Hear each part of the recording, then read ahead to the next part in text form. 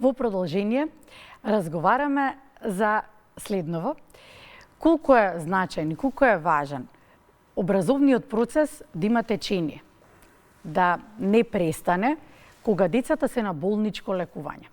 А особено оние кои што треба да бидат подолг период на болничко лекување, колку е важна социјализацијата.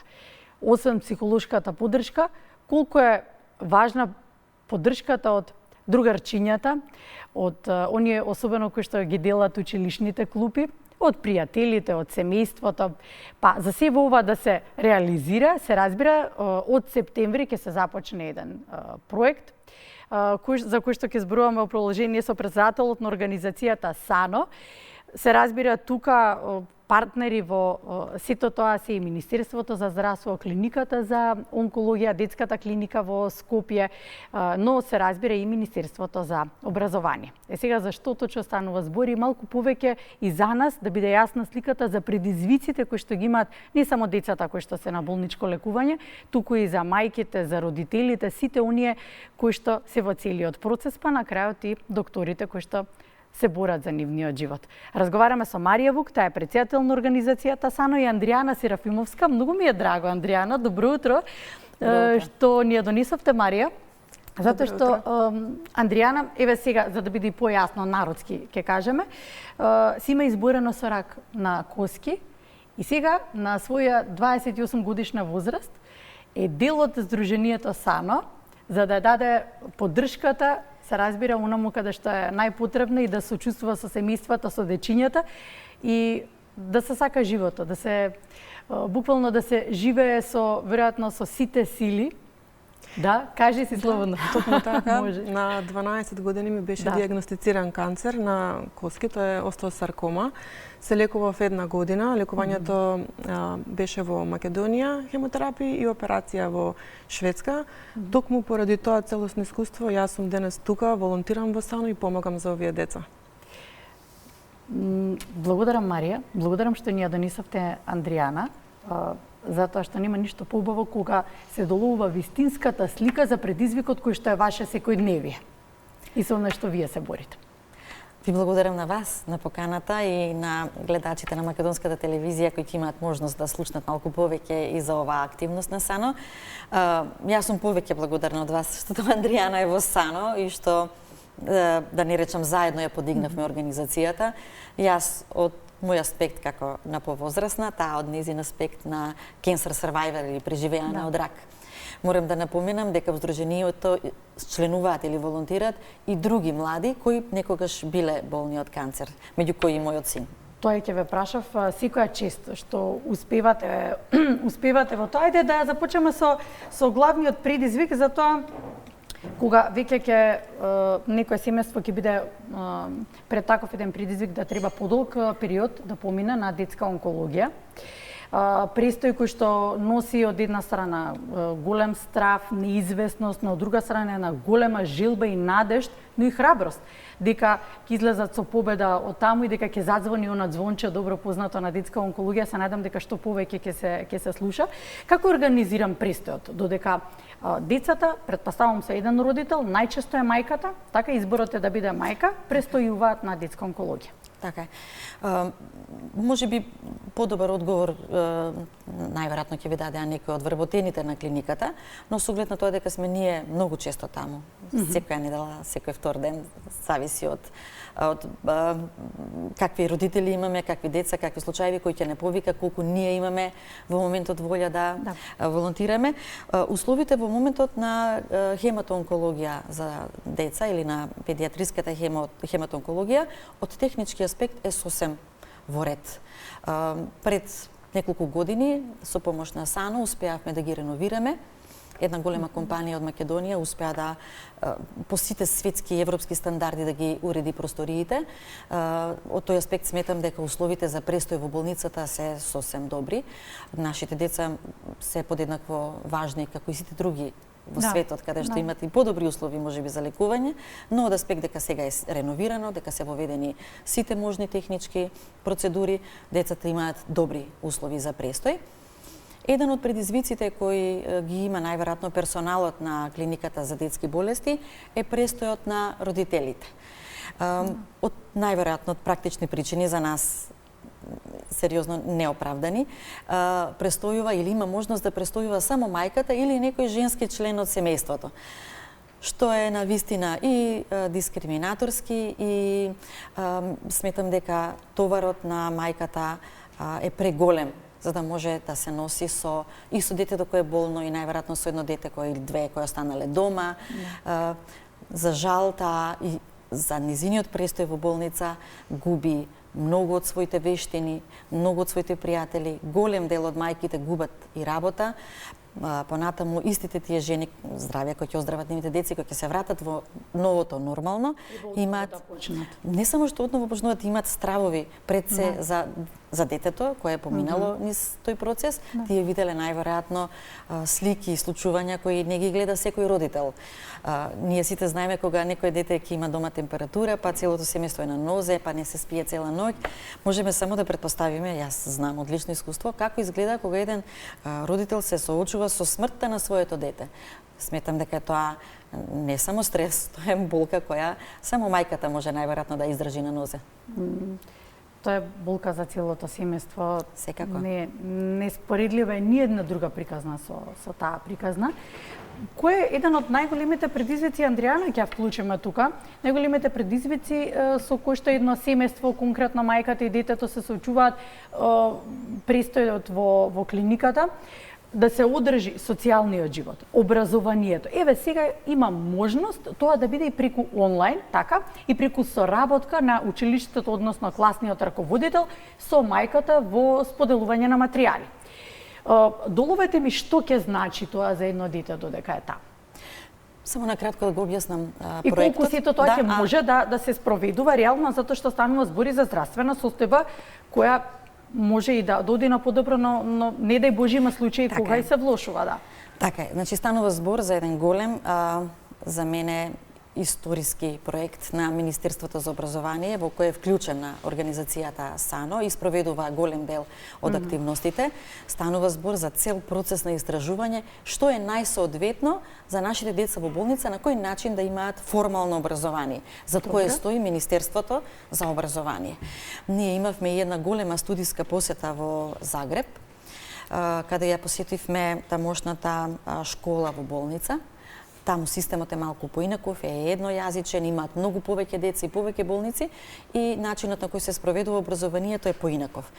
Од сите искуства, сите истражувања, сите експертски мислења, заедно со Министерството за образование и со Бирото за развој на образование, дојдовме до заклучок дека во Македонија е најдобро да се спроведе онлайн образование за сите деца кои се во болница подолго од 3 недели.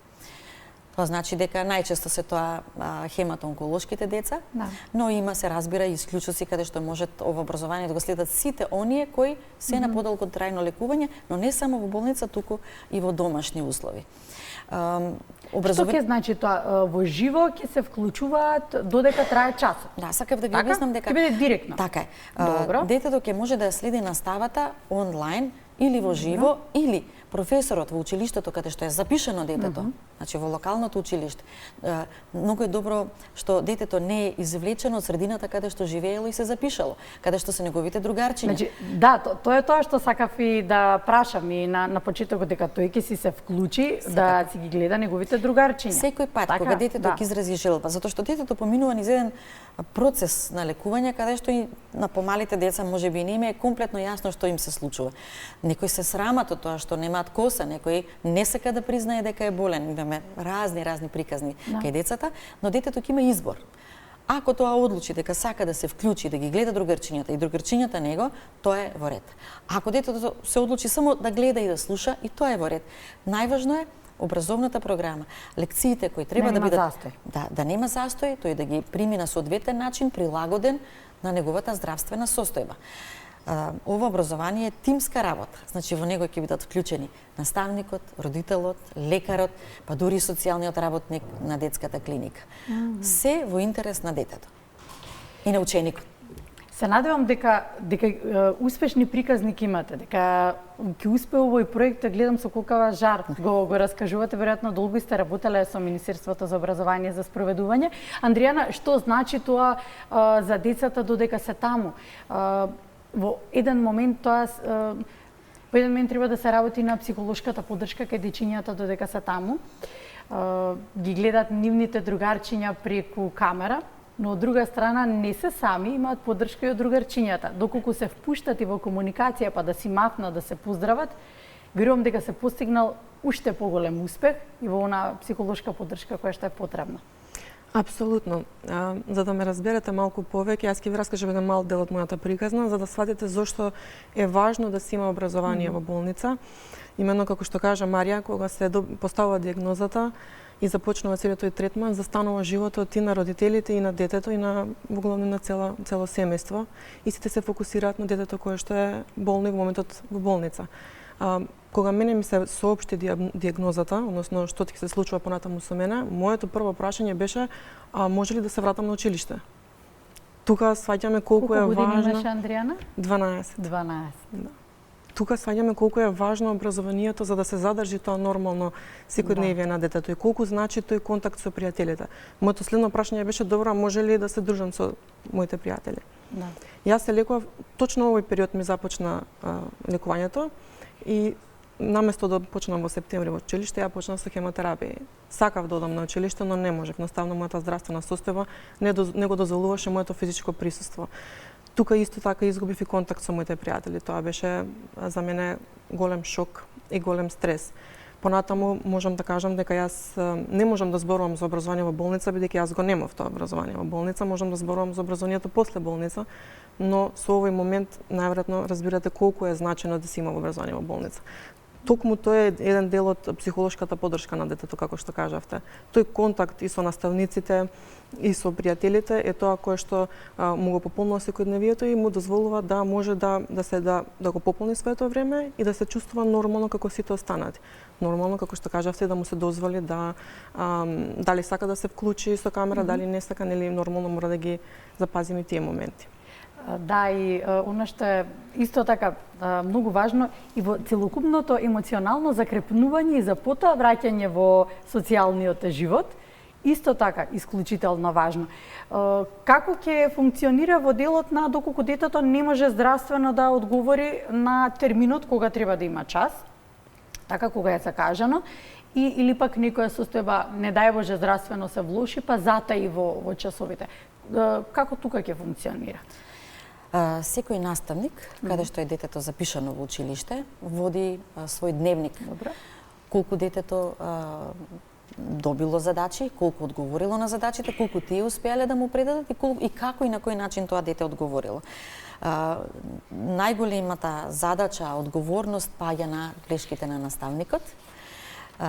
Нас како мали не учеа дека тоа се нашите втори родители и јас се уште верувам во тоа дека тие покрај нивната професионална, емоционална, емпатиска насоченост ќе имаат малку повеќе и родителска и мајчинска и убедена сум дека ќе го најдат вистинскиот начин како ќе успеат на детето да му го дадат материјалот. Тоа значи дека материјалот може да се сними, детето да го слуша, може од после да му дадат задачи, можеби да ја скратат програмата и да ја прилагодат на неговите можности, останува на нивната проценка и на нивната професионалност.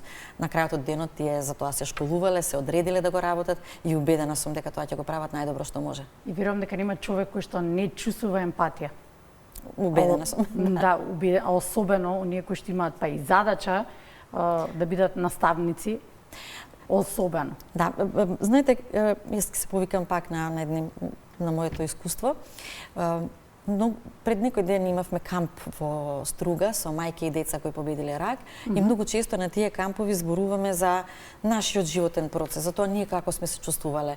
Многу често мајките на нас, постарите мајки кои го поминале тоа поодамна, не прашуваат како се снајдовте со ова, како се изборивте. И една мајка ме праша, ми вика колку време те држеше љутината оти баш твоето дете се разболело.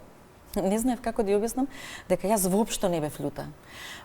Може би ќе звучи сурово, но јас бев благодарна што имав можност да научам животна лекција.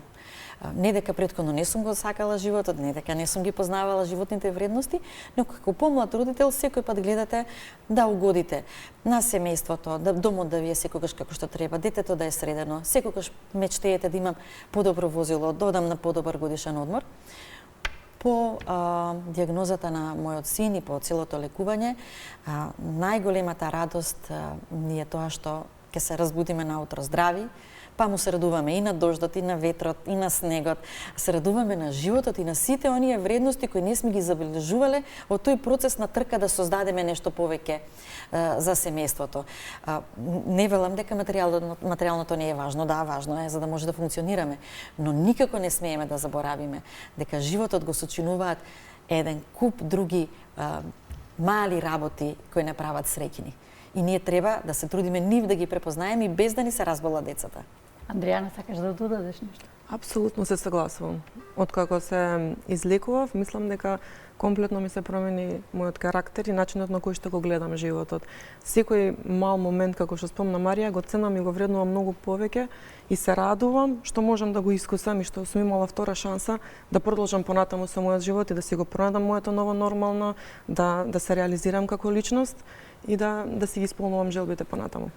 Ви благодарам што ми дозволивте да ја пренесам вашата приказна која што на крајов еве требаше да биде и животна лекција за сите. Едно мало освестување, споделување на болка е всушност исцелување. Колку успевате со вашата работа заеднички да го направите тоа не само со оние кои што ја извоиле борбата, кои што извојувале, кои што победиле, туку со оние кои што сега има најтешко, колку успевате да бидете поддршка оти во целата таа сага која што ја поминуваат, не знам колку додека се поминува тоа, може да се види светлината на крајот од тунелот. Секое појавување на волонтерите, како Андријана, мојот син и останатите на клиника, за родителите значи надеж. Дека сепак и после болеста нивното дете ќе оздрави, ќе заврши училиште, ќе се реализира како човек. Некој, ако сака, може да дојде да волонтира понатаму во САНО. Убаво е ова што го споделувате, дека може да се вклучат и да волонтираат. Да, секако, секој што има желба, што е подготвен, што смета дека е доволно психолошки стабилен, може да дојде, затоа што тоа не е волонтирањето на детска клиника каде што децата се сериозно болни, не е ниту едноставно, ниту работа која може секој да ја прифати. Треба точно да го знаете кој е вашиот мотив, зошто тоа го правите, за да може да се вклучите. Ние како мајки кои сме имале деца, знаеме, и Андријана и волонтерите исто така знаат како тоа изгледа од нивниот аспект и што им недостигало и што сакаат да им пружат на децата кои се веќе таму. Апсолутно се согласувам и можам да кажам дека тоа се е вистина, но и од моја страна дека, како што кажавте, тоа е исцелување и за мене. Мене многу ми помогна волонтирањето да себе да си помогнам и да прифатам сето тоа што мене ми се случило. Бидејќи од таква работа јас сватам нешто кое што е многу позитивно и кое што е убаво и помагам на други луѓе. Тоа е нешто кое што не може да се вреднува. Мерливо. Ви благодарам што бевте гости денеска. Ви благодарам. Посакувам успех во вашата работа и посакувам проектите кои што ги работите да имаат позитивен крај, се разбира. Ви благодарам многу, ние сме убедени дека секогаш нашите проекти имаат среќен крај.